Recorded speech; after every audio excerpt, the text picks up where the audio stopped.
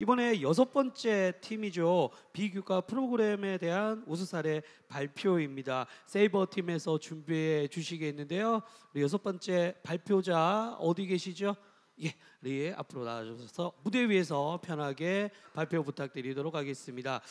리프레시를 조금 했다고 생각해요. 6번째 우리 발표자 잘할 수 있도록 박수 한번 보내고 발표 전해 듣도록 하겠습니다. 네, 지금부터 저희 세이버 팀의 발표를 시작하겠습니다. 저희 목차이고요. 저희는 이번에 열린 동남권 이모빌리티 대회에 참여하여서 5개월 동안 대회를 준비하였습니다. 현재 우리나라의 1인당 플라스틱 배출량 순위는 세계 3위인데요. 우리나라의 플라스틱 재활용률은 27%밖에 되지 않습니다. 이러한 원인 중에 하나가 재활용을 선별하는 데 들어가는 인건비가 많아서 재활용되지 않고 버려진다고 합니다. 또한 저희는 대중들이 플라스틱 분류에 대해서 얼마나 알고 있는지를 알아보기 위해서 설문조사를 실시하였습니다. 그 결과 대중들이 플라스틱을 재활용해야 된다고 인식은 하고 있지만 실제 분리수거 과정과 플라스틱 분류 배출 라벨에 대해서는 낮은 인식을 가지고 있었습니다. 또한 재활용 가능하다고 생각하는 플라스틱 종류인 PP와 PS를 알고 있는 비율도 낮은 수준이었습니다. 저희가 조사한 지역 현황인데요. 창원 재활용 선별장과 마산 재활용 선별장 모두 작업자들이 손으로 선별하고 있었고 상당히 많은 운영비가 들어가 있었습니다. 저희는 이러한 조사를 통해서 AI 플라스틱 분류 로봇을 도입한다면 운영비를 최소화할 뿐만 아니라 작업자들이 손으로 선별하는 것보다 높은 정확도로 선별할 수 있다고 생각하여서 주제를 선정하였습니다. 그래서 저희는 기존의 플라스틱 라벨 7가지 중 재활용률이 높은 4가지 페트, HDP, PP, PS를 구별하는 AI 플라스틱 분류 로봇을 개발하였습니다. 저희 플래시파이는 약 4,000개의 사진을 수집하여 데이터셋 구성을 통해 정확도 90% 이상으로 사물을 인식하고 분류합니다. 또한 맞춤형 쓰레기통이 제작이 가능하며 음성 안내 서비스를 통해서 사용자가 쉽게 이용할 수 있고 4가지 플라스틱을 각각 분류해서 버릴 수 있는 장점이 있습니다. 저희는 로봇 플로우 기반으로 데이터를 모집하였고 또한 부족한 데이터는 크롤링을 통해서 데이터를 수집하고 라벨링하였습니다. 한 데이터당 1,000번 학습시켰고 학습 데이터에 대해서 맥 기준 97%를 달성하였습니다. 저희 학습 결과입니다. 저희의 회로 설계인데요. 스피커와 mp3 모듈, 그리고 초음파 센서, 그리고 서버 모터를 사용하였습니다. 시연 영상 보여드리겠습니다. 저희는 초음파 센서를 이용해서 5cm 이내에 사용자가 들어오면 음성 안내가 시작되고 사용자가 카메라 앞에 재활용 가능한 플라스틱을 놔두면 AI 프로그램을 통해서 플라스틱을 분류하고 서버 모터를 통해서 맞는 쓰레기통 뚜껑을 열리게 합니다.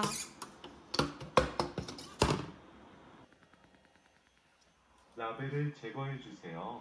컵홀더와 빨대 뚜껑을 분리해 주세요.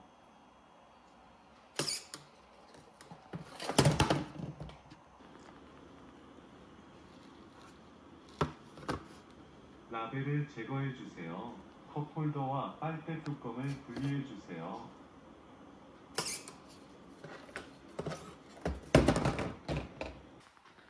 라벨을 제거해 주세요. 컵홀더와 빨대 뚜껑을 분리해 주세요.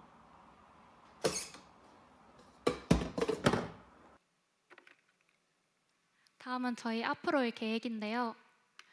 저희는 이번 심사위원께 받은 피드백을 바탕으로 광범위한 데이터셋을 구축하여 실행 속도를 증가시키고 연정량 증가를 위해 압축 기능을 추가하고 하드웨어적 보완을 통해서 제품을 향상시켜 현재보다 높은 정확도와 빠른 실행 속도를 겸비한 AI 플라스틱 분류 로봇을 개발할 예정입니다. 이상으로 저희 세이버 팀의 발표를 마치겠습니다. 고맙습니다. 6번째 세이버 팀의 발표였고요. 우리 궁금한 질문 사항이 있으신 우리 심사위원분들께서는 자유롭게 질문해 주시면 감사하겠습니다. 네, 알겠습니다. 예, 없으시군요. 예, 우리 여섯 번째 수고해 주셨던 세이버 팀입니다. 박수 한번 부탁드릴게요. 계속해서 일곱 번째 팀입니다. 우리 황량에서 난 김이네요. 해외 탐방 프로그램에 대한 우수 사례 발표입니다.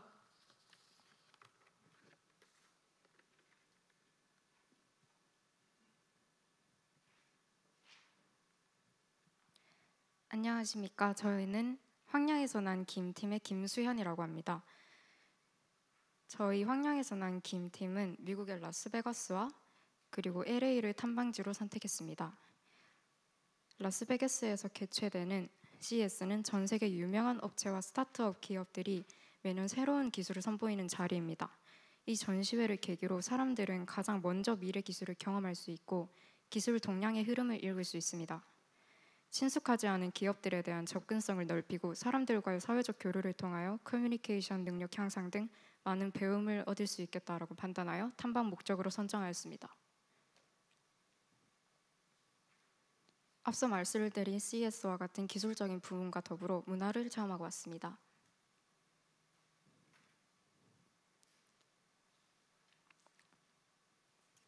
CES에는 주요 토픽들이 있습니다. 간략히 4가지로 설명을 드리자면 첫 번째로 비아클 테크놀로지입니다.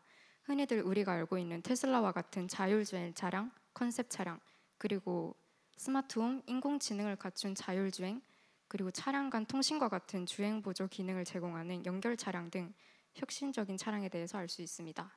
그리고 두 번째로 로보틱스와 드론입니다. 배송부터 생산 및 제조까지 안정성, 정확도, 이동성 등이 향상된 기술을 만나볼 수 있었습니다. 세 번째로 자동화를 지원하며 주택의 효율성과 접근성을 향상시키는 미래지향적 기술인 스마트홈입니다. 그리고 마지막으로 AI입니다. 접근성과 효율성을 향상시키며 문제를 해결하고 사용자 경험을 효과적으로 돕는 기능들입니다. 저희가 CES에 가서 경험하고 온 것은 일단 현대에서 선보인 기술입니다. SDV라는 건 이제 소프트웨어 중심의 차량을 일컫는 말들로 복잡한 전기전자 아키텍처를 해결하기 위해서 이제 SDV라는 기술을 이용하여서 하드웨어와 소프트웨어를 분리해서 이제 개발 시간과 비용을 줄이는 기술을 사용했습니다. 새로운 아키텍처는 고성능 컴퓨터인 HPVC와 좋은 컨트롤러로 구성되어 기능적인 장애가 발생돼도 빠르게 대응할 수 있는 시스템을 구축해내었습니다. 그리고 또 데이터 드라이븐 러닝 시스템이라고 현대는 이제 데이터 수집, 가공, 학습을 통해서 AI 모델을 검증하고 또 카메라 기반의 자율주행 기술을 개선하는 과정을 지속적으로 진행했습니다. 이렇게 2주 단위 스프린트로 빠르고 유연한 반복 프로세스를 수행하면서 지속적 통합, 지속적 배포, 머신러닝 학습을 통해서 효율성을 향상시키며 신속한 개성이 가능한 개발 환경을 갖추고 있었습니다. 그리고 현대 모비스에서 새로운 기술을 하나 선보였습니다. 이 코너 시스템은 각 바퀴를 개별적으로 제어가 가능하게 하며 제자리에서 180도로 회전할 수 있게 하고 바퀴를 가로로 배치해 옆으로 이동을 가능하게 했으며 주행의 한계를 없앴습니다. 한 개의 대형 구동 모터 대신에 각 바퀴에 국자점을 힘을 갖게 하는 4개의 소형 모터를 넣어 전면 중앙에는 장거리 레이더, 좌우 헤드램프에 두거리 근거리 레이더를 장착하여서 시야를 넓혔습니다.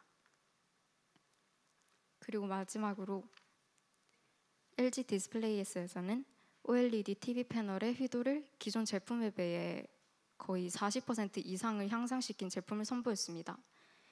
이 제품 속에는 개인화 알고리즘, 빅데이터 분석을 통해 최적화된 렌즈 패턴을 사용하는 마이크로 렌즈 어레이, 그리고 다중 분석을 통해 HDR 효과를 보다 정교하게 구현해낼 수 있는 메다 멀티 부스터, 그리고 디테일 인핸서 기술이 포함되어 있습니다.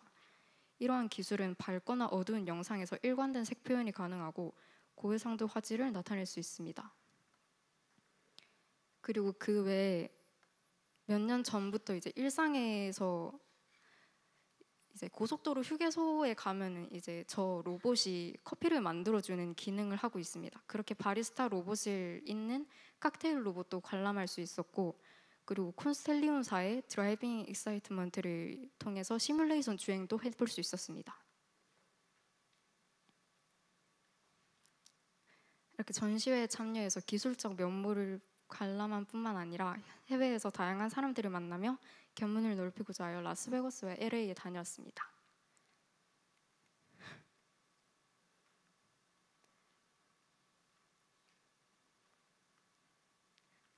스피어에 다녀왔습니다. 세계에서 가장 큰 구체 건축물인 스피어에 방문하여 공연을 관람했습니다. 세계에서 가장 크고 높은 해상도의 LED 스크린이 설치되어 있으며 총 16만 개의 스피커를 보유하고 있습니다. 그리고 추후 경기도 하남시에서도 지어질 예정이라고 합니다.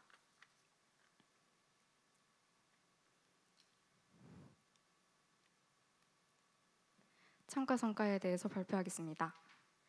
다양한 분야의 산업 기술을 익힐 수 있었고 자율 주행차에 사용되는 기술에 대하여 전문자의 직접적인 견해를 들을 수 있었습니다. 그리고 지속 가능성이라는 키워드를 주제로 자동차나 로봇 등에 적용한 기술을 경험할 수 있었고, 그리고 자율주행, 모듈화, 연결 등의 트렌드를 넘길 수 있었습니다. 미국에서 현재 통용되는 기술들을 알 수 있었고, 서울 모빌리티 쇼와 CES 둘을 비교하면서 해외에서의 저희의 가능성에 대해서도 생각해 볼 수 있는 계기가 되었습니다. 그리고 CES에서 얻은 최신 기술 트렌드 영감을 바탕으로 다양한 교육 프로그램에 참여할 예정입니다. 이를 통해 미래 산업의 보탬이 되는 인재가 됨과 동시에 기술적인 역량과 지식을 갖춘 인재로 거듭남으로써 취업 시장에서 경쟁력을 갖추고자 합니다. 해외 경험을 통해 국제적인 트렌드와 해외에서 추구하는 다양한 취업 시장의 인재상을 접하게 되었습니다. 이를 통해서 국내 시장에만 무게를 두지 않고 저희에게 맞는 적성과 기준에 맞춰 다양한 선택을 할 수 있는 계기가 되었습니다. 그리고 사회적으로 진출하는 것과 더불어 국제적인 기술 산업을 이끌어감으로써 사람들에게 편리함과 안정성을 보장함과 동시에 기술의 발전으로 궁극적으로 사람들이 이롭게 하는 가치를 실현할 것을 다짐했습니다. 지금까지 황량에서 난 김팀이었습니다. 감사합니다. 고맙습니다. 7번째 팀의 발표였고요. 혹시 발표 내용 보시면서 궁금한 사항이 있으시다면 네, 우리 첫 번째 먼저 손을 드신 우리 심사위원분부터 부탁해 드리겠습니다. 예, 아까도 이제 CS 분야 나왔을 때 제가 한번 질문을 하려고 하다가 말았는데, 사실 그 CS가 세계 가전박람회라고 돼 있지만 사실 그 전 세계 우수한 기업이 들어오고 모든 어떤 최신 기술과 트렌드가 한 자리에 모이는 그런 아주 인지도 높은 그런 전시회입니다. 사실 이게 아무나 갈 수 없는, 좀 가기 힘든 이런 전시회를 가셨기 때문에 좋은 기회가 됐을 거라 보고, 그런 의미에서 좀 어려운 질문 한번 해보겠습니다.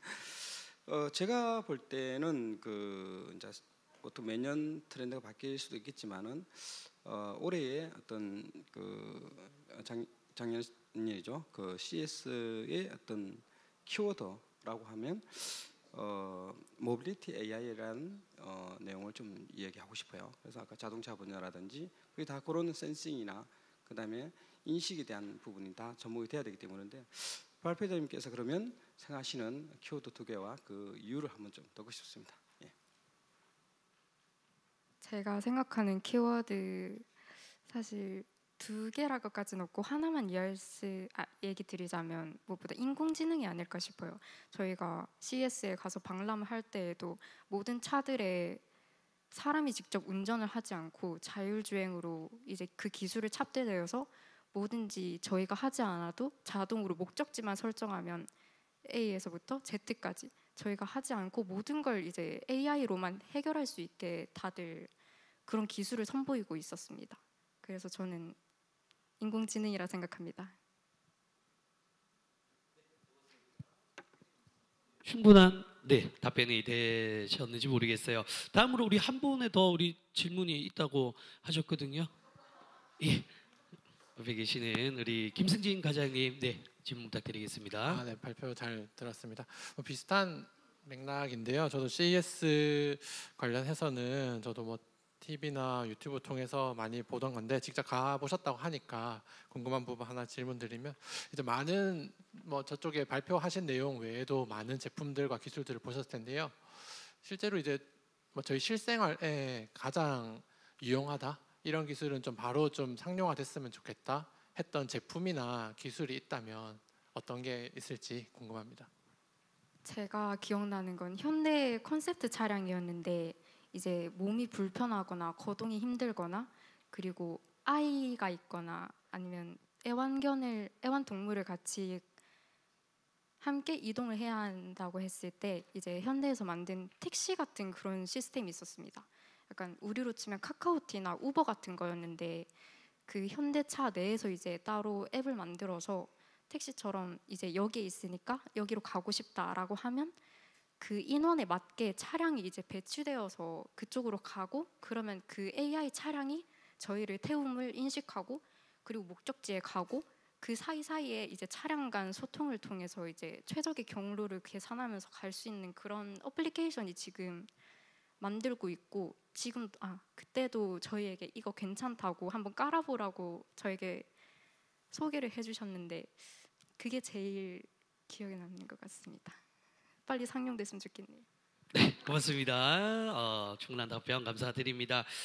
황양에서 난 김 우리 7번째 팀이었고요.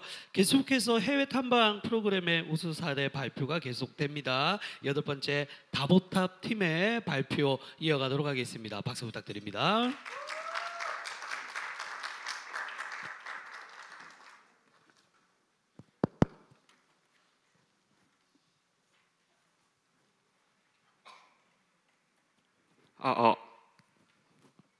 안녕하십니까. 저희는 USG 공유 페스티벌에 참가하게 된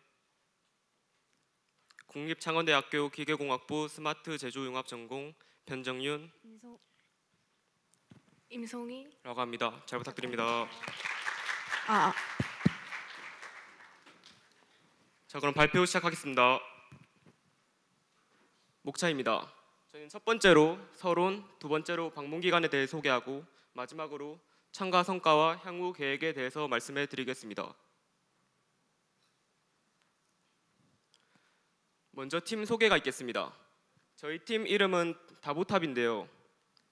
소프트웨어라는 키워드에서 나온 데이터와 로봇, 그리고 저희가 해외 연수를 다녀온 핀란드에서 나온 단어들을 재조합하여 다보탑이라는 팀 이름을 만들어 보았습니다.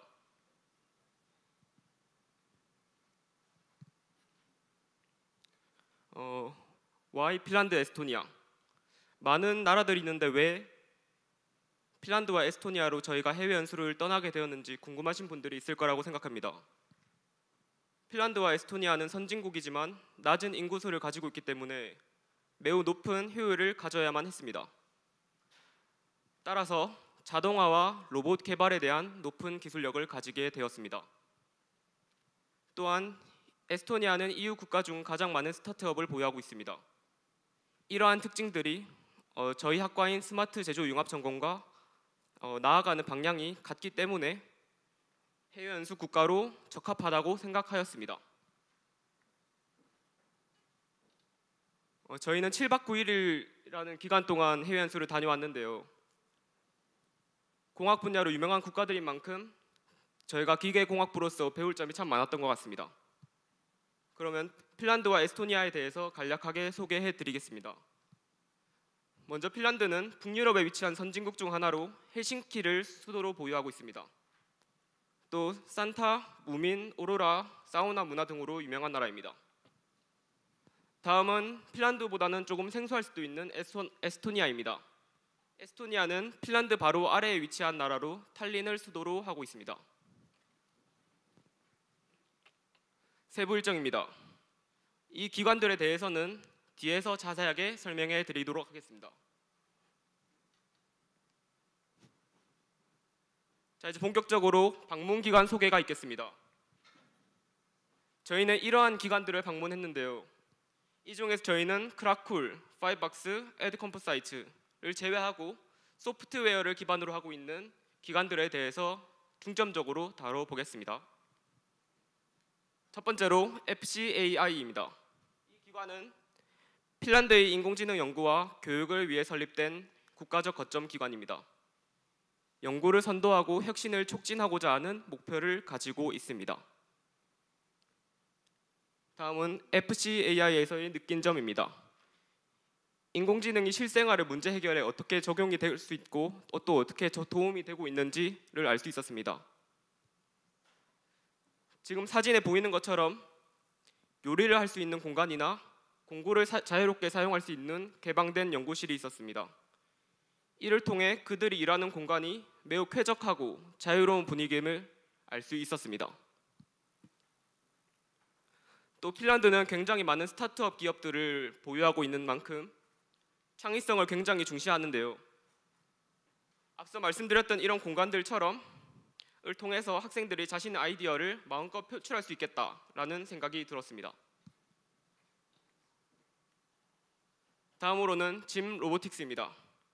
이 기업은 헬싱키 공과대학교 출신의 4명의 엔지니어가 설립한 기업으로 이동식 작업 기계를 더욱 지능적이고 정확하고 효율적으로 이동하게 개발하는 기업입니다. 여기 보시는 3가지 기술들은 짐 로보틱스에서 연구하고 있는 기술들입니다. 다음으로는 적용 사례입니다. 3D 매핑 적용 사례로는 산업용 드론인 엘리오스 3와 오사카성 일루미네이션이 있었습니다. 실제 적용 사례입니다. 지금 영상에 보시는 것 같이 저희가 핀란드에 갔을 때 굉장히 눈이 많이 왔는데요. 핀란드에서는 미끄러워지는 것을 방지하기 위해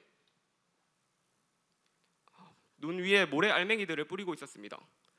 하지만 이 모래 알맹이들을 사람들이 치우기에는 너무 방대하기 때문에 지금 영상에 나오는 오토노머스 스트리트 스위퍼라는 기계를 사용하여 개발하고 있었습니다. 다음은 뉴레이지움입니다. 이 기관은 머신러닝과 빅데이터를 통해서 생산 과정에서 인건비를 줄이고 공장을 자동화하는 맞춤형 솔루션을 개발하는 기업입니다. 또한 효율성을 극대화하기 위해서 협업과 커뮤니케이션을 최소화하는 플랫폼을 개발하고 있습니다. 이 기관의 특징으로는 신발을 신지 않고 근무하고 있다. 또 회사 내에 있는 당구대, 드럼 등을 통해서 이 회사의 분위기를 간접적으로나마 느낄 수 있었습니다. 다음은 Q&A입니다. 지금부터 나오는 Q&A들은 저희가 기관을 방문하면서 직접 영어로 질문하고 받은 답변들입니다. 챗GPT에 대해서 어떻게 생각하시나요? 라는 질문에 대한 답변으로는 챗GPT는 기술적 혁신이 아니다. 인터페이스의 혁신이라고 볼 수 있다. 이 기술은 5, 6년 전부터 이미 사용되어 왔지만 전문가가 아닌 일반인이 사용하게끔 상용화하는 인터페이스를 개발하는 데 오래 걸렸다고 하였습니다. 다음은 탈텍 대학교의 인공지능 연구소입니다. 이 기관은 인공지능과 기계학습 등의 다양한 학문 분야를 통해서 혁신적인 솔루션을 개발하려고 노력하고 있습니다. 여기 보시는 이 시스템이 탈텍 대학교에서 연구하고 있는 HVAC 시스템인데요. 이 시스템은 디지털 트윈과 AI를 활용하여 건물 내에 있는 에너지를 조절하는 시스템입니다. 이 시스템을 사용한다면 에너지 소비량과 비용을 줄일 수 있습니다. 이쪽에 있는 이 표를 보시면은 위에 있는 파란 선은 AI를 적용하였을 때, 그리고 아래에 있는 주황색 선은 AI를 적용하지 않았을 때입니다. AI를 적용하였을 때가 에너지 소비량이 확연히 줄어든 것을 알 수 있었습니다. 이러한 시스템을 통해서 이후의 탄소 중립 정책에도 기여할 수 있었습니다. 일반 가정에서도 HVAC 시스템을 사용할 수 있을까요? 라는 질문에는 이것을 가정집에서 사용하는 것은 개인적인 선택이지만 사생활 문제가 있기 때문에 이를 아직까지는 적용하지 못하고 있다고 밝혔습니다. 여기서부터는 임송희 학생이 이어서 발표하겠습니다.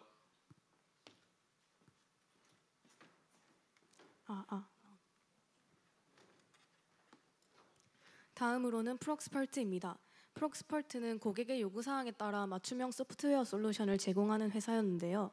또한 장치의 보안 펌웨어 업데이트, 서비스 및 유지 관리 도구, 산업의 연관성 등을 통해서 디지털 세계와 물리적 세계 사이의 격차를 해소하려고 노력하고 있었습니다. 다음은 Q&A입니다. 여태까지 프로젝트를 진행해 오면서 힘들었던 점이 없었을지에 대한 질문을 하였고, 이에 대한 답변으로 회사 특성상 맞춤형 소프트웨어를 개발해야 하기 때문에 매번 다양하고 새로운 분야를 접하는 것이 어렵긴 했지만 이것이 회사의 장점으로 작용할 수도 있다는 답변을 받았습니다. 마지막으로는 이 에스토니아 브리핑 센터입니다. 이 기관은 정부 기관으로 디지털 혁신의 성공 기술 사례를 통해서 정치인과 기업 경영진들에게 영감을 주고 선도적인 IT 서비스 공급업체와 연결을 구축하는 일을 하고 있었습니다. 또한 디지털 혁신 기술의 성공 사례로는 이뱅킹 서비스와 이아이디가 있었습니다. 다음은 Q&A입니다. 에스토니아에서는 99%의 서비스를 온라인으로 이용하고 있어서 혹시 해킹과 같은 위험에 노출된 적이 없는지에 대한 질문을 하였고, 이에 대한 답변으로 실제로 2007년 러시아에게 사이버 공격을 당했고 매년 데이터 손실이 일어나고 있지만 이것을 방지하기 위해 노력하고 있다고 하셨습니다. 두 번째 질문입니다. 에스토니아에 며칠간 머무르면서 사람들이 되게 조용하고 개인적으로 행동한다고 생각하였는데요. 혹시 디지털 기술의 발전이 사람들을 더 개인적으로 행동하게 하는 것이 아닌가라는 생각이 들어 질문을 드렸고, 이에 대한 답변으로 디지털 기술의 발전이 빠른 일처리라는 결과를 낳게 되어 오히려 다른 사람들과 대화할 수 있는 기회가 더 늘어났다고 하셨습니다. 다음으로는 참가 성과 및 향후 계획입니다. 참가 성과로는 3가지 키워드가 떠올랐는데요. 시야 확장, 마음가짐, 전공 지식의 활용입니다. 사실 우리나라는 조직 간의 경쟁 의식이 강한 느낌이 있는데요. 에스토니아와 핀란드는 조직 간의 상호 협력이 잘 된다는 점에서 차이점을 느꼈습니다. 또한 다양한 아이디어를 주고받으면서 창의적인 결과를 도출할 수 있다는 것을 알게 되었고, 우리나라도 상호 협력하는 사회를 통해서 더욱 발전할 수 있을 것이라고 생각하였습니다. 다음은 마음가짐입니다. 유리즘의 CEO분과 이야기를 하면서 무엇이든지 할 수 있다라고 생각하는 것이 스타트업을 하려는 자의 마음가짐이라는 것을 알게 되었습니다. 또한 어려운 일이라도 작게 나누어 수행해 나가다 보면 언젠가는 이루게 될 것이라고 한 부분에서 도전 정신을 엿볼 수 있었고 저희들의 마음가짐을 돌아볼 수 있었습니다. 다음은 전공 지식의 활용입니다. 솔직히 전공 수업 시간에 배운 내용들이 실제 사회에 나갔을 때 어떻게 사용되고 적용될지 잘 감이 잡히질 않았는데요. 이번 연수를 통해서 여러 기업들을 탐방을 하면서 저희가 전공 수업 시간에 배웠던 내용들이 실제 제품에 적용되는 모습을 보면서 우리의 전공이 이렇게 적용되는 것이구나를 좀 깨달을 수 있었습니다. 예를 들어 앞서 말씀드린 HVAC 시스템만 봐도 저희가 당장 작년에 배운 에너지 보존 계산식, 연속 방정식, 나비아 스톡스 방정식이 적용된 것을 볼 수 있었습니다. 다음으로는 향후 계획입니다. 첫 번째로 저희가 이번 연수를 갔다 오면서 전공 지식뿐만 아니라 다른 문화, 언어, 다른 사람들과의 교류를 통해서 다양한 경험을 할 수 있었는데요. 이를 통해서 시야를 확장하고 글로벌 역량을 갖춘 인재로서 거듭날 수 있는 기회를 받은 것 같아 매우 좋은 시간이었습니다. 또한 이번 연수를 통해서 영어에 좀 더 직접적으로 부딪혀보고 저희의 현 상태를 파악할 수 있어서 좋았습니다. 이번 기회로 영어의 중요성을 깨닫고 언어의 중요성을 깨달을 수 있었습니다. 또 다른 어학연수의 기회가 주어진다면 좀 더 준비된 모습으로 언어에 부딪혀보고 싶다는 생각을 하였습니다. 마지막으로 해외 기업들을 탐방하면서 그들의 자유로움과 경영 방식 등을 보고 흥미로움을 느꼈었는데 한국인 개발자분과 학생으로 와서 직원이 된 분이 계시는 것을 보고 미래 취업이 국내에 국한된 것이 아니라 해외에도 열려있는 것이구나를 깨닫고 길을 열고 찾아보는 시간을 가지는 것도 좋겠다고 생각하였습니다. 끝으로 연수를 다녀오면서 한 가지 느낀 점이 하나 있습니다. 이러한 좋은 경험을 많은 사람이 했으면 좋겠다였는데요. 이러한 경험을 함으로써 경쟁의식이 가득한 마음을 조금 내려놓고 협력을 기본으로 하는 사회가 될 수 있지 않을까? 허무맹랑한 이야기처럼 들리실 수도 있지만 이러한 경험을 통해서 시야를 넓히고 글로벌 역량을 갖춘 인재로서 거듭날 수 있으면 좋겠다고 생각하였습니다. 마지막으로 영상 하나를 보고 발표를 마치도록 하겠습니다.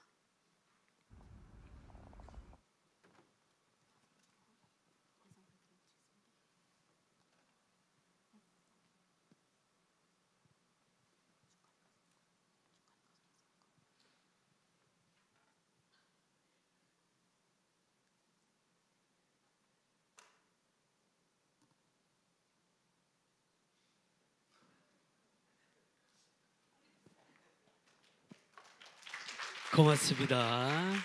이상으로 발표를 마치도록 하겠습니다.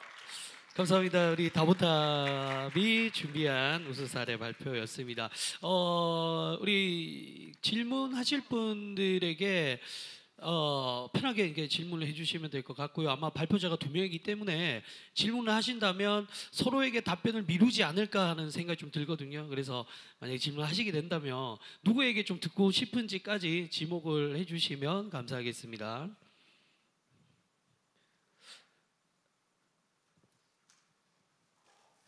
저기 먼저 발표하신 분, 이거 제가 개인적으로 궁금해서 전공 분야도 있고 하니 그 HVAC 시스템에 대해서 조금 설명을 해주실 수 있을까요? 네, 좋은 질문입니다. HVAC 시스템은 히팅 그리고 벤틸레이팅 앤 에어 컨디셔닝을 약자로 히팅, 난방, 그리고 벤틸레이팅, 환기, 그리고 에어 컨디셔닝은 공기 조화입니다. 공기 조화의 4대 요소를 사용해서 건물 내에 있는 환경을 조절할 수 있는 에너지 시스템이라고 볼 수 있습니다.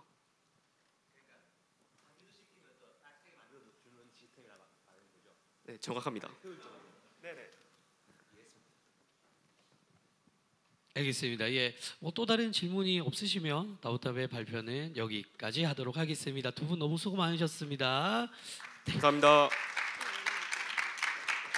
마이크 올려주시고 내려주시면 되겠고요. 계속해서 9번째 팀입니다. 우리 계속해서 해외 탐방 프로그램에 대한 우수 사료 발표인데요. 킹 왕짱이라는 이름으로 오늘 발표를 준비하셨다고 합니다. 10분 내 발표를 부탁을 드리겠고요. 발표하실 분은 무대 위로 올라와서 발표 부탁드리도록 하겠습니다. 네.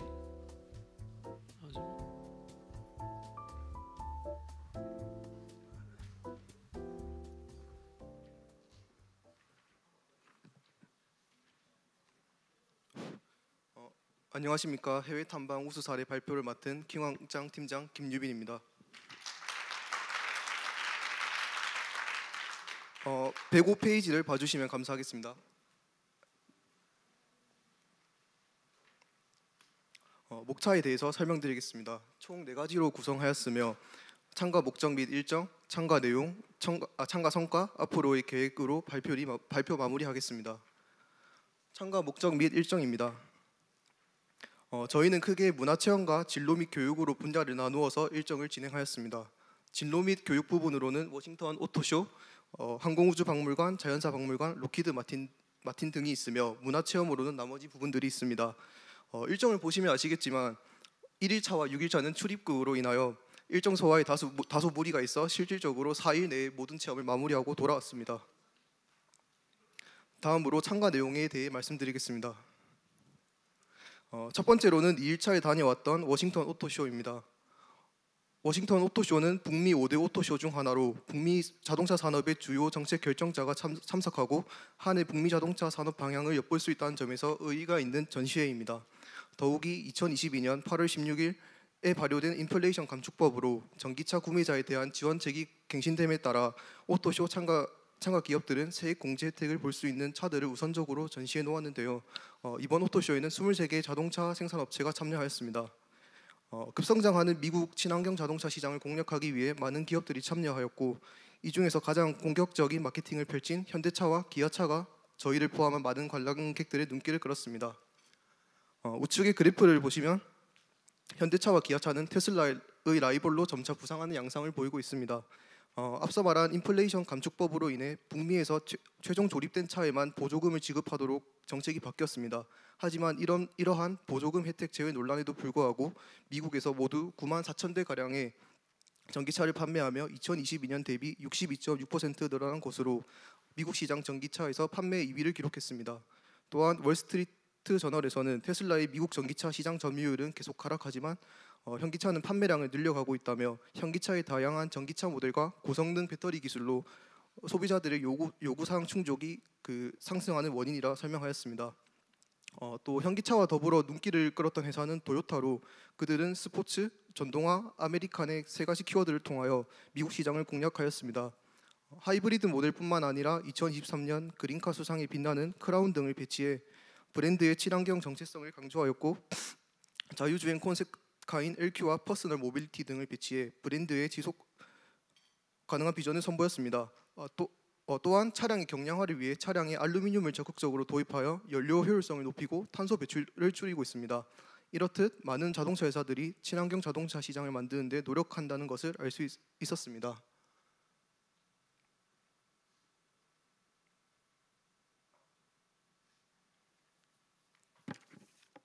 두 번째 탐방 장소는 록히드 마틴입니다.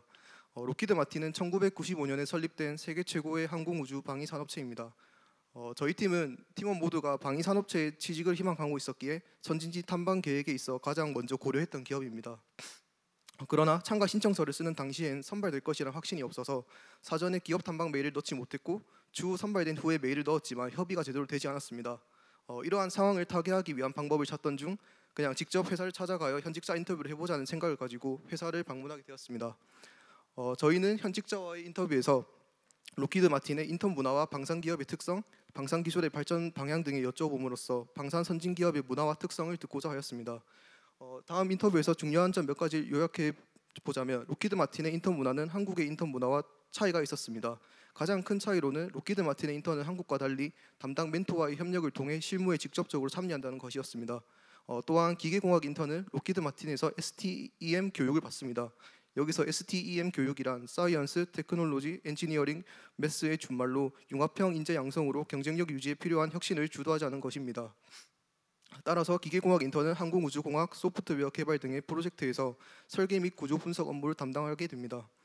이외에도 방산기업 면접 시에 도움이 되는 팁, 현직자가 생각하는 방산기술의 방향 등에 대해서도 인터뷰를 통해 들을 수 있었습니다.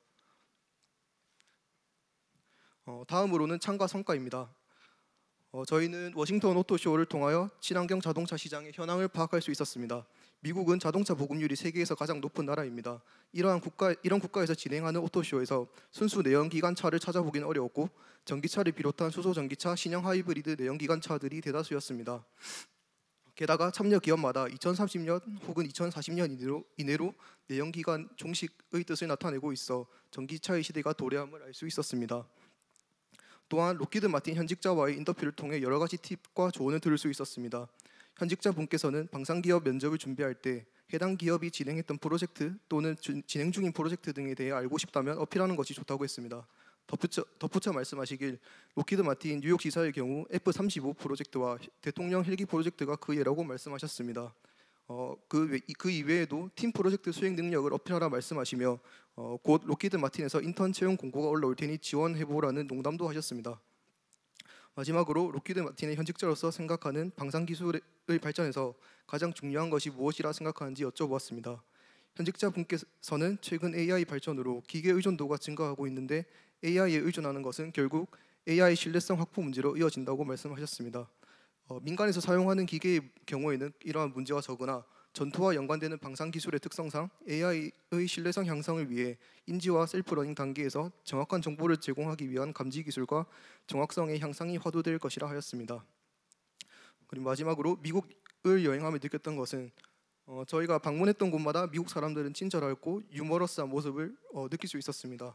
이러한 모습을 보며 평소에 제가 가지고 있었던 사고방식과 많이 상반됨을 느꼈고 서로 다름을 존중하는 그들의 삶의 방식을 배워왔습니다.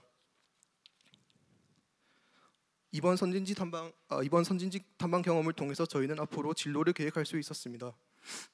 가장 먼저 CAD, FEA 등 방산기업에서 일하는 데 필요한 툴을 다루는 능력을 갖추는 것이 중요하다고 생각했습니다. 또한 USG에서 중요시하는 4차 산업혁명에 대비하기 위한 융합 인재 양성 프로그램과 록히드 마틴 현직자와의 인터뷰를 통해 들었던 방산에서 기계공학의 발전 방향이 크게 다르지 않다는 것을 알게 되었습니다. 즉 앞으로는 기존의 기계공학 기술들이 AI와 융합된 새로운 형태로 등장할 것이고 그에 대비하기 위해 AI와 IoT 분야에 대해 공부할 예정입니다. 이에 대해 대학원 진학도 염두에 두고 있습니다. 그리고 이와 함께 희망하는 기업에 대해 관련 진행 프로젝트 또는 관련 사업 분야에 대해 철저한 분석을 한다면 좋은 결과를 가질 수 있을 것이라 생각합니다. 마지막으로 저희에게 이러한 소중한 경험을 할 수 있게 해주신 스마트 제조 엔지니어링 사업단장님과 사업단 선생님들께 다시 한번 감사하다는 말씀드리고 싶습니다. 이상입니다. 고맙습니다. 아홉 번째 키왕짱 팀의 우수 사례 발표였고요. 보시면서 궁금한 것들이 있으신 우리 심사위원분들은 자유롭게 질문해 주시면 감사하겠습니다. 예, 우리 손대신. 네. 그 로키드 마틴의 현직자분 인터뷰를 진행하셨다고 하셨는데 따로 뭐 그 일정을 잡지 못해가지고 그 어떤 식으로 좀 인터뷰가 진행이 됐고 그 현직자분이 그렇게 어떻게 협조를 하게 되었는지 그 과정이 좀 궁금하네요. 저희가 그 찾아뵀던 시간은 아침 시간에는 이제 출근 때문에 바쁠 거라 예상하여 이제 저희는 점심 시간 이후에 그 회사를 찾아갔습니다. 그래서 그 회사가 처음엔 저희는 로키드 마틴만 있는 줄 알았는데 그 건물이 워낙 컸기 때문에 로키드 마틴을 비롯한 각종 회사들이 있었고 저희는 이제 거기서 건물에서 나오시는 분들을 한 분 한 분씩 찾아가서 이제 혹시 로키드 마틴 직원이신지 여쭤보고 저희가 인터뷰를 준비했는데 가능하냐고 여쭤봤는데 이제 이게 방산 회사다 보니 약간 경계심도 있었고 좀 거절도 몇 번 당했습니다. 그래서 이게 실패할 줄 알았지만 마지막에 이제 거의 한 3-4시간 정도 거기서 기다리다가 한 7분 정도를 저희가 여쭤봤는데 마지막에 한 분 이제 할 수 있게 돼가지고 이렇게 좋은 기회를 가지게 되었습니다. 네, 고맙습니다. 인터뷰에 대한 답변까지 잘 해주셨고요. 더 이상 질문 없으시면 우리 키왕짱 팀의 발표 여기서 마무리하도록 하겠습니다. 수고하셨습니다. 자, 10번째도 역시 해외 탐방 프로그램에 대한 우수 사례 발표네요. 이지웨어 팀이 수고해 주시겠습니다.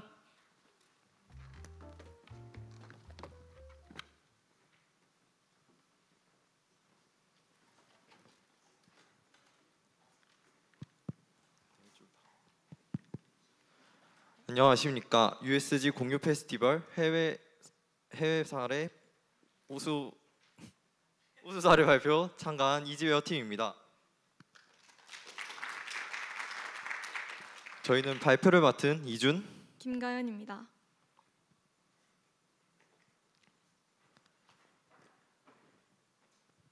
발표 순서입니다. 첫 번째로는 연수 계획 및 사전 조사, 두 번째로는 일별 일정을 간단히 알아본 뒤 세 번째로는 저희가 방문한 기관 소개와 느낀 점, 마지막으로 결론에 대해 말씀드리겠습니다. 연수 계획에 앞서 저희 팀명을 먼저 소개해드리도록 하겠습니다. 저희 팀명인 이지웨어는 이지와 하드웨어를 결합한 단어로 이지하게, 즉 쉽게 하드웨어를 이해하자는 포부를 담았습니다. 특히 저희 팀원들은 이번 연수 중 이지하게 생각하자라는 정신을 공유하였는데요. 이는 긴장과 부담을 떨치고 최대한 편안한 자세로 많은 것을 배우자는 취지로 시작되었습니다. 또한 이러한 정신은 저희가 연수를 하는 데 있어 많은 도움이 되었고 그렇기에 이를 상징하는 이지를 팀명에 담아보았습니다. 다음으로는 연수 계획입니다. 저희가 에스토니아 기관에 방문하였을 때 어떻게 이렇게 작은 나라에 올 생각을 했느냐라는 질문을 들었습니다. 이렇게 자국민들도 말할 정도로 두 국가는 인구가 꽤 적은 국가입니다. 그런데 왜 저희는 핀란드와 에스토니아로 떠났을까요? 그 이유는 바로 저희 스마트 제조 융합 전공에 있습니다. 앞서 말했듯 두 국가는 인구가 적어 IT 기업들은 노동의 질을 높이는 자동화를 선택했습니다. 이러한 자동화는 IoT의 상용화, 자율주행 이동장치의 발달, 제조 공정의 자동화를 이루어내었고 이러한 것들은 스마트 제조의 발전으로 자연스럽게 이루어졌습니다. 이러한 스마트 제조의 발전은 스마트 제조 융합 전공의 설립 목적과 많이 닮아 있어 이를 배우고자 저희는 핀란드와 에스토니아로 갔습니다. 그리고 저희는 이러한 것들을 배우기 위한 3가지 목표를 정하고 출발하였는데요.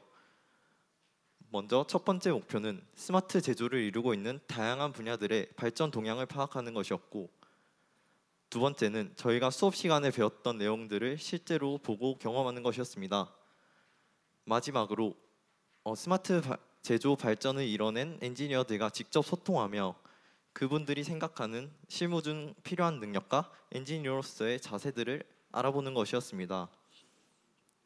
또한 한 가지 미션을 정하고 출발하였는데요. 그 미션은 바로 최대한 많은 질문을 해보자는 것이었습니다. 그래서 저희는 질문을 하기 위한 각 기관들에 대한 사전 조사를 진행하였고 각 기관마다 각자 2개씩의 질문을 가지고 출발하였습니다. 그럼 일별 일정을 간단히 알아보겠습니다. 첫째 날에는 FCAI와 에드컴퍼 사이트를, 두 번째 날에는 파이박스와 짐 로보틱스를,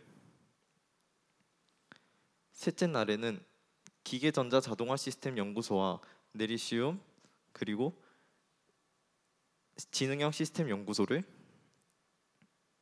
넷째 날에는 스마트 공장 및 자율주행 자동차 연구소와 프록스펄트를, 마지막으로는 에스토니아와 크라쿨에 방문하였습니다. 네, 다음으로는 저희가 방문한 기관들에 대한 소개와 느낀 점, 그리고 저희의 미션이었던 질문하기를 달성하기 위해 진행하였던 질의에 대해서 소개하겠습니다. 네, 첫 번째로 소개할 기업은 복합재 제조기술 솔루션으로 세계 1위를 한 에드컴퍼사이트인데요. 여기서는 이제 다양한 제품 제조에 복합재를 활용할 수 있도록 하는 매우 특색 있는 기술을 볼 수 있었습니다. 네, 그 주인공은 바로 AFP-XS인데요. 이 AFP 기술은 자동으로 섬유를 배치하는 기술로서 이제 구조물을 강화하는 데 사용됩니다.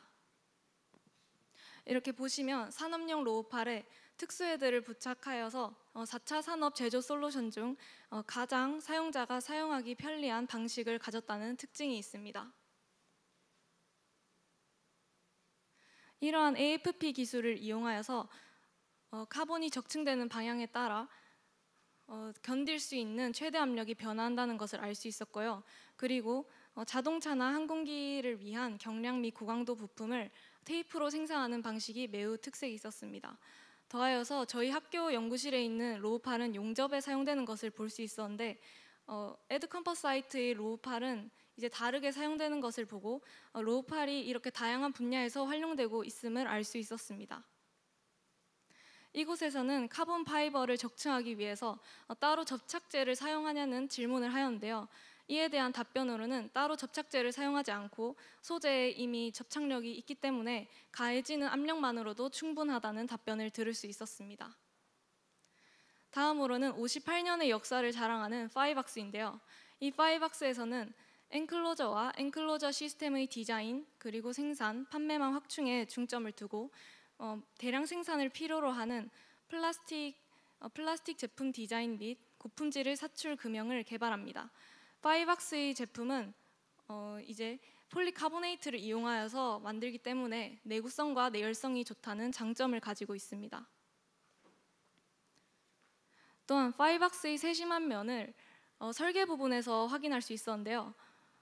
구멍을 차단하기 위해서 나사 구멍까지 생각한 그런 디테일한 설계를 볼 수 있었습니다.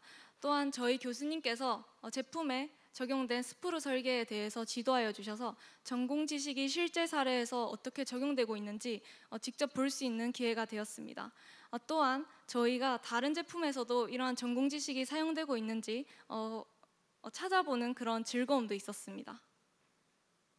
이곳에서는 이제 내구성과 내열성이 좋다는 파이박스 제품의 장점이 있는데 그러면 단점은 없는지에 대한 질문을 하였고 이에 대한 답변으로는 날카로운 물질에는 취약하다는 단점이 있다고 하였습니다. 다음으로는 에스토니아의 유일한 공과대학인 탈린 공과대학 탈텍입니다. 이 부분은 두 가지 분야로 나누어서 설명을 하겠는데요. 첫 번째로는 기계 전자 자동화 시스템 연구소입니다. 이곳에서는 로봇공학 그리고 자동 제어 시스템, 인공지능을 기반으로 하드웨어 및 소프트웨어를 개발합니다. 이곳에서는 정말 다양한 기계 부품들을 볼 수 있었는데요. 이러한 기계 부품들은 모두 저희가 강의 시간에 공정 방식의 예시로 설명을 들었던 것들이라 직접 볼 수 있는 기회가 되었습니다. 또한 모터와 같은 그런 기계 부품들을 디지털 트윈을 이용하여서 실험하는 모습을 볼 수 있었습니다. 다음으로는 스마트 공장 및 자율주행 차량 연구소입니다. 자율주행 차량을 위한 자율주행 기술, 안전성, 유용성 및 엣지 케이스 감지 측면의 시뮬레이션 및 검증을 합니다. 다른 대학교의 연구실을 직접 눈으로 확인해 볼 수 있어서 매우 특별한 경험이었고요. 특히 여기서 가상현실로 구현한 ABB 로봇을 제어하는 게 가장 인상 깊었는데요. 이는 영상과 함께 소개해드리겠습니다. 보시면 손으로 이제 포인트를 찍어서 실행시키니 앞에 있는 6축 로봇팔이 제가 가상현실에서 찍은 포인트를 통해서 경로를 계산해서 이렇게 움직이는 것을 볼 수 있는데요. 이는 저희 학교 연구실에 있는 디지털 트윈을 이용한 로봇팔과 비교하였을 때 가상현실을 사용한다는 점에서 차이점을 볼 수 있었습니다. 또한 이렇게 디지털 트윈의 다양한 사례와 특징에 대해서 살펴보면서 이러한 디지털 트윈은 빠른 변화가 있는 환경 속에서도 신속한 시뮬레이션에 근거하여 대응할 수 있어서 비용을 최소화하고 또한 비용을 최소화할 뿐 아니라 리스크를 절감할 수 있겠다는 생각이 들었습니다. 다음으로는 아이디어를 현실로 만들어주는 기업인 크라쿨입니다. 이 기업은 의뢰받은 아이디어를 통해서 소프트웨어와 하드웨어를 개발하고 제품 수명, 기술 표준, 생산 과정과 유통 체계 관리까지 수행하는 기업입니다. 달위성에 장착한 스테레오 카메라, 맥주 회사에서 의뢰한 IoT 스마트 음료 병따개와 같이 한 분야에서 벗어나서 여러 가지 영역에 걸쳐져 있다는 점에서 다양한 영역을 저도 또한 공부하는 게 필요하다고 생각이 되었습니다. 네, 또한 고객이 의뢰한 것을 이제 제조하는 IT 기업이라는 점이 매우 생소하면서 이러한 것이 모두 이루어진 데에는 창의적이고 열린 사고를 가진 엔지니어의 역할이 크게 작용했지 않았나라는 생각이 들었습니다. 따라서 저희 또한 이러한 역량을 얻기 위해서 다양한 프로젝트에 참여하고 그리고 다양한 기술을 접해봐야겠다는 생각이 들었습니다. 다시 처음으로 돌아가서 저희가 안고 출발했던 3가지 목표를 점검해 보도록 하겠습니다. 저희는 2022년 학과에서 스마트 공장 견학을 갔었는데요. 그 당시 스마트 제조의 신기술이 얼마나 발전했는지 확인할 수 있었고 이번 해외 연수를 통해서도 더 발전한 스마트 제조의 선진 기술들을 확인할 수 있었습니다. 하지만 이러한 발전에도 불구하고 이러한 기술들이 제조 산업에 전반적으로 보편화되지 않은 것이 굉장히 아쉬웠는데요. 그래서 저희는 이번 해외 연수의 경험을 토대로 스마트 제조 전문가로 발전하여 더욱 상용화시켜야겠다는 그러한 각오를 세웠습니다. 두 번째 목표입니다. 저희가 생각했던 것보다 더욱 많은 곳에 녹아들어 있는 전공 지식을 확인할 수 있었는데요. 앞서 예를 들면 에드컴포사이트의 수소 탱크의 장점인 강성과 단점인 치성을 전공 시간에 배웠던 응력 변형도 곡선을 활용하여 더욱 쉽게 이해할 수 있었고 또한 파이박스의 제품에서 스프루 설계가 적용된 부분들을 보며 더욱 쉽게 이해할 수 있었습니다. 이렇게 전공 지식들을 직접 눈으로 보고 경험하니 더 큰 도움이 되었고 새롭게 생긴 궁금증에 대해서 직접 또 묻고 답하며 심화적으로 학습할 수 있었습니다. 그렇기에 큰 도움이 되었고 더욱 값진 연수였다고 생각합니다. 마지막입니다. 앞서 크라쿨에서 설명드렸듯이 엔지니어는 자신의 전공 분야뿐만 아니라 다양한 분야를 확인해야 된다는 것을 알았고 그래서 저희는 다양한 분야에 관심을 가지고 스펙트럼 넓은 학습을 하겠다는 다짐을 했습니다. 이렇게 해외 연수를 통해 저희는 전공 지식과 저희의 스마트 제조 선진 기술을 직접 눈으로 보고 경험할 수 있었고 글로벌 인재로서 한 발짝 더 다가가는 그런 기회가 되었다고 생각합니다.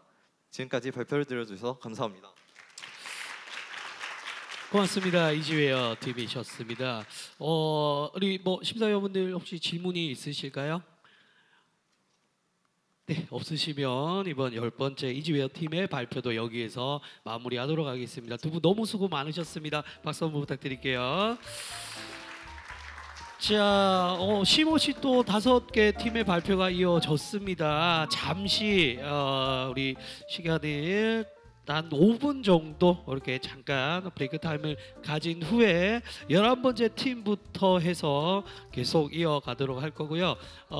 우리 많은 분들 자리에 좀 착석을 해주시고요. 장례 정리가 된 뒤에 20분에